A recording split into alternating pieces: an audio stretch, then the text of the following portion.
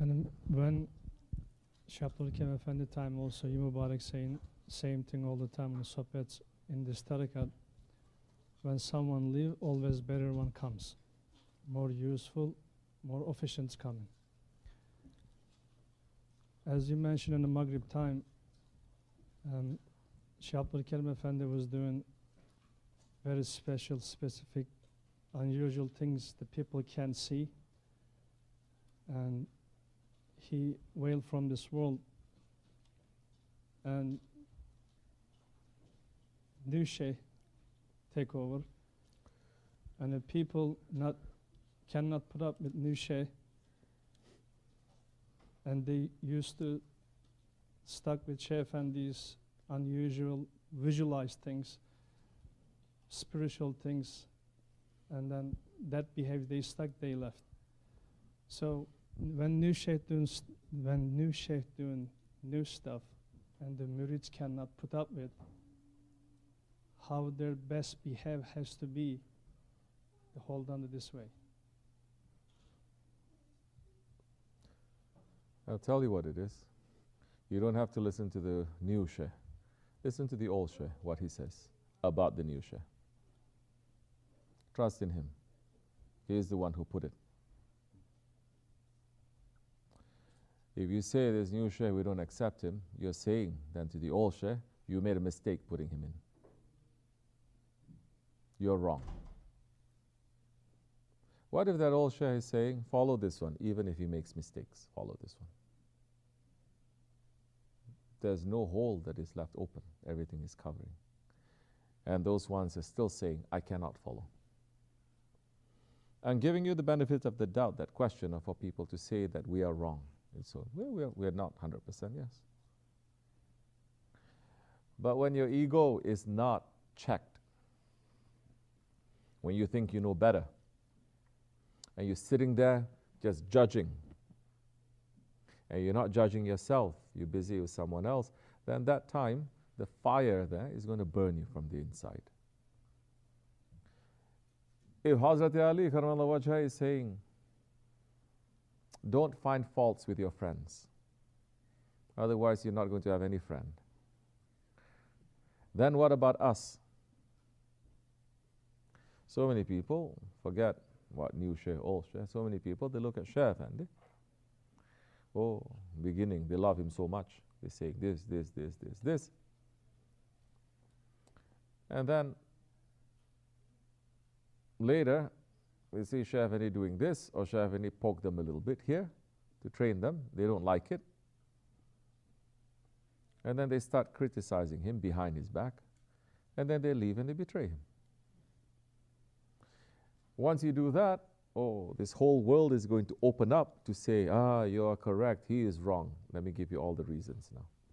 That time you're going to see all the shaitan circling around that one too. First, you have to know.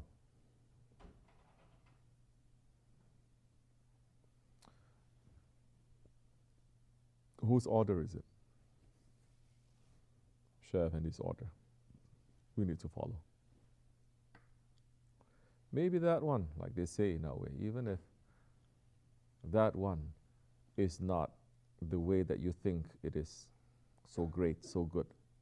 What is our job, our duty? It is to follow. Like what the awliya say. Shaykh Effendi is saying this.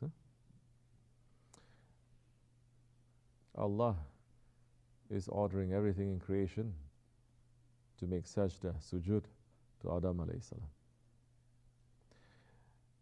Shaitan is using his intelligence, saying, well, what about this, what about this, what about this? But the order is from Allah. When he refused to, it's not about Shaitan that he has a problem with. He has a problem with Allah. He has a problem with Allah. Shaykh Effendi is saying, if Allah is saying, make sajda to a stone, you have to do it. Now people are going to say, oh, he's saying this, he's saying this. Make sajda to a stone. In fact, so many people, when they look at us facing the Kaaba, especially if we are in front of the Kaaba, so many people, especially if they are non-Muslims, They're saying, yes, you're making sajda to a stone, right? We're here, we're bowing down. In front of us is a wood. You're making sajda to wood, isn't it? Are we making sajda to the wood or to the stone? No, our sajda is only for Allah. But what is that? That is a qibla. That is a direction. You say you shouldn't have anything in front. Okay, you move that, move this. What's in front? The earth. What are you going to do? Move the earth? What's in front? The trees? You're going to remove everything? So people with no intelligence, they're going to judge according to what their eyes see instead of what the order is. And with that order, your heart is going to open and you will understand. Like what the angels, when they look at Adam alayhi salam, they understood. And they did not say, they are more intelligent than shaitan. They could have said to Allah too. In fact, Allah subhanahu wa ta'ala is making them to say, why you are, not why like that, but you are creating mankind when he's going to make violence and do all sorts of wrong things in the earth. That Allah subhanahu wa ta'ala is making the angels to say, because the angels in their fitrah, they never disobey. They're always in obedience. So, now Allah making them to question, and Allah gave the most beautiful answer, saying, I know what you don't know. Isn't that enough? I know what you don't know. It looks as if it's like this. I say, oh, what do we know? He knows. Why is like this, like this? Who put him there? This one. I don't know. He knows. In fact, that is the proper respect, proper adab that you should get when you are in the presence of a shaykh, especially in this way, and things that you don't understand. Your first attitude must be, I don't know anything. He knows. Not to say why. Shaykh Effendi says so many times, why it is forbidden. You say, I don't know. He knows. We ask Allah. When it's necessary, we will also know. But you know what? Knowledge comes with responsibility.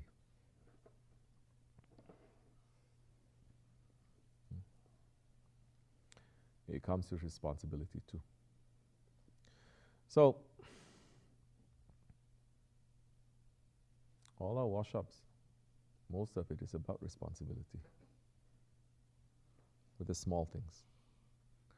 But it's just like you have this huge machine, but what is not making that machine to work? It's because some speck of dust is here, some sand is there, some small part is stuck. We are like that. To remove that small thing, which you don't see, they see. You say, this is nothing. It's stopping up the whole machine. So,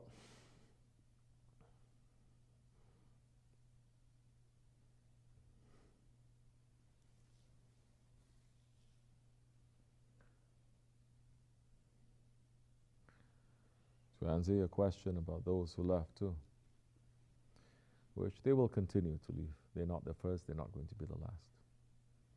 So many, who knows what's going to happen to us? Those ones that were there, that they had left, they were also here last year or the year before. And we say, may we not betray. They also said, Amin.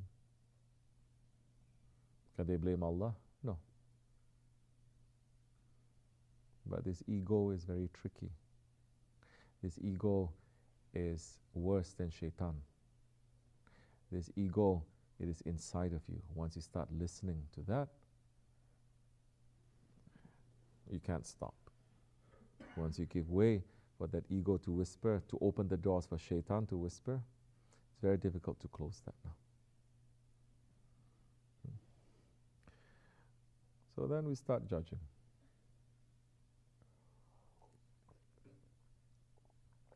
Yes. You said, Mubarak said, today people, they only judging and they only believe whatever they see with their eye.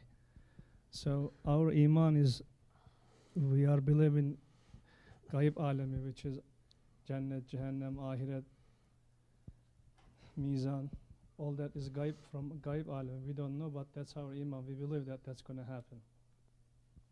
So, can we say murid has to believe his shaykh that way?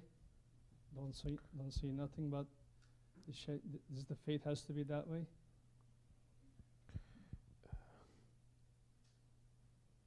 I don't even know if people really believe that, because it's never been tested. We believe. Now we're talking about going deeper into tasawwuf. Amantu billahi wa malaikatihi wa kutubihi wa rusulihi wa al-akhir. And ya qadir, khair and shar. Our whole life is to prove that we believe in Allah. We believe in the angels. They exist. But do we have knowledge of them? Do we have experience of them? The best kind of knowledge is the knowledge that you experience. Have we experienced it? No. That's why that saint is saying to the muezzin, when he's saying, Ashhadu an la ilaha illallah, he says, you're a liar. They beat him up. They don't understand. He says, you're a liar. You say, I testify, there is no ilah but Allah. And that muezzin is saying that, and that mazub saint is saying, you are a liar. You've never witnessed Allah. How you can say? Now we're getting deeper into it. So, things that are, those things, they are not gaib. They exist.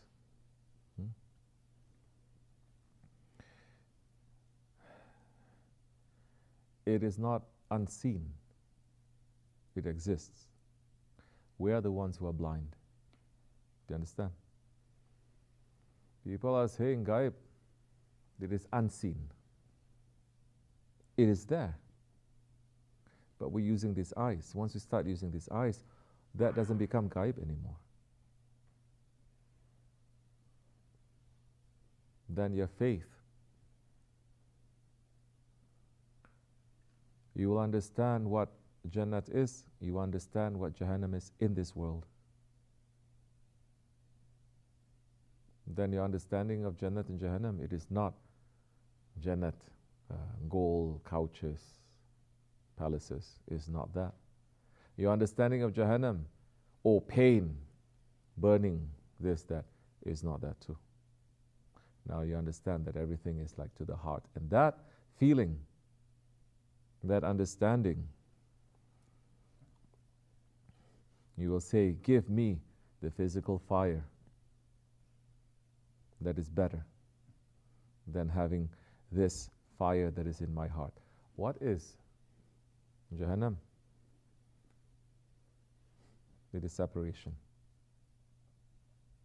Separation from what? What is Jannat? But the rahmat of Allah. So what is Jahannam? To be separated from the rahmat of Allah. Then you will understand that does not become unseen to you anymore. In much the same way, yes, I know what you're trying to say. But what I'm trying to tell you is that you cannot also, it is hard, just to follow someone just by belief. There must be a proof. You cannot just follow anything blindly. In tariqat, you're not supposed to follow anything blindly. You ask. You want to know more. We're always asking the Prophet's advice. Prophet's prayer, alayhi salatu wasalam, Ya Rabbi, always increase me in my knowledge. Yes? So, it's hard to follow. I've never seen anyone following blindly, tell you the truth. Those who look as if they follow blindly, especially in the beginning, everything, everything is there, especially when there's so much showing it, I say, oh, something is going to happen. Those who are careful, then they're given more knowledge. They increase. They're still careful, they're given more. They're still afraid, they still tremble. They still tremble. The mountains, they tremble when Allah wants to give them the Quran. Yes? The murids.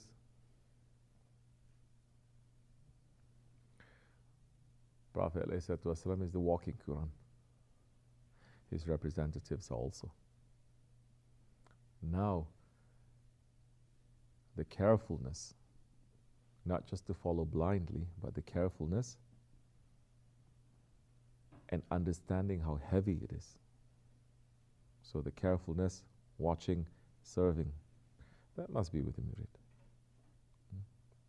Because it's difficult for someone just to follow blindly. Shaitan will say like this or like that. And the shaykh will always do things that you don't understand, of course. The shaykh is a teacher. The teacher is to teach things you don't understand. And the teacher is not only, the higher that you go, the teacher is not there to teach you something new. He's going to say, now whatever you've learned, you have to unlearn that. Teach you something completely different now. You're going to say, you study, you go to the college so many years, you have all that asas. Now they say, okay, you come to this level, the highest level, whatever you know, throw it out of your window. I'm going to tell you completely a different direction. That is how a lot of murids, they are broken. They say how this can be. But this is just the attitude. If you have the proper attitude, then that time, you will always try to understand. And that understanding will always come to you. If not now, later. Because you're always trying to understand. What are you trying to understand? Who are you trying to know now? As I said earlier, our aim is to know Allah. Our aim is to know the Holy Prophet ﷺ. And our aim, in order to know Prophet and Allah subhanahu wa ta'ala, is to know then that Bab, our Shaykh now. If you're not trying to understand that, it's very difficult for you now to go further.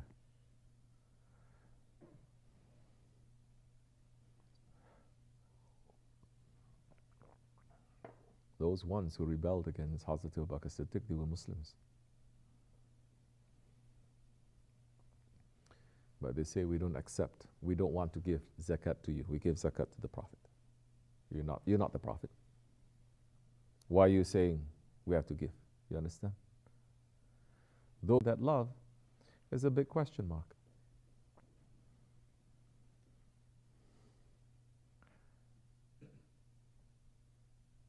So how sure are we to say that we love the Shaykh now?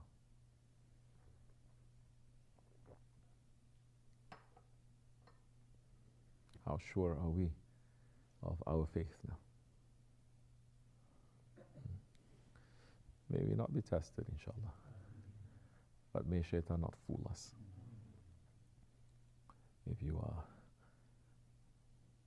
looking at your ego, that it is capable of anything and everything, it is capable of betrayal. Our ego, everyone's ego is. And you are busy with that, then you're always going to see this may happen, this may happen, this may happen. Stop here, stop here, stop here. You're not going to be so full or sure of yourself. No, I love it, it's okay.